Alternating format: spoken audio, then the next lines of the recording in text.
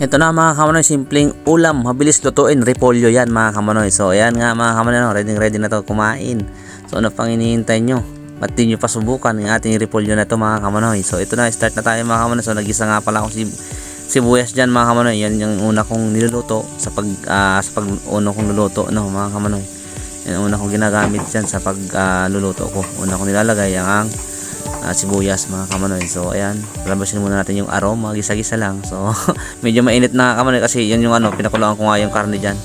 Ayun yung sasawag natin dyan mga kamanoy. So nilagay ko na rin yung bawang mga kamanoy. So hininaan ko kasi nasusunog na yun kasi nga yan yung yung mantika ng baboy So ayan, nilagay na ulit natin yung baboy. Yan mapansin nyo mga kamanoy, iba ng kulay kasi pinakuloan ko na yan mga kamanoy para yung baboy malambot sa sa lutuan natin yan ginisangan natin yung mga repolyo. Ganyan lang kadali yan mga kamanoy sundan nyo lang kung gusto nyo lutuin gaya ng style ng niluto ko. Ayan, madali lang yan mga kamanoy ganyan lang yung style ng ating pagluluto mga kamanoy ayan, sundan nyo lang. Syempre ilagay na natin lahat ng yan, sakay na natin yung lagay natin yung patis. Yan, lagay natin ng counting patis yan mga kamanoy para mayroong lasa. Then sunod na natin yung toyo. Yan, tansya nyo lang mga kamunay kasi hindi ko naman lagyan ng mga yan, yung mga sukatan. Basta tansya nyo lang. Lagyan natin ng konting magic sarap. Tansya nyo lang yung paglagay niya konti-unti lang para pagkakulang lalagyan nyo na lang mga kamunay. Yan lang yung diskarte yan dyan. Siyempre paminta, yan yung ating nagpapalasa. Yan, sa paminta mga kamunay. Yan, paminta nagpapalasa. Then so, lagyan natin ng asin. Yan, di ba? May patis na, may tuyo na, may asin pa mga kamunay. Siyempre kung try natin yan. Ayan, lagyan natin ng asukal mga kamunay Ayan, lagyan natin ng asukal. Kasi yan yung nagkukontra doon sa mga mga kamunay sa mga alat.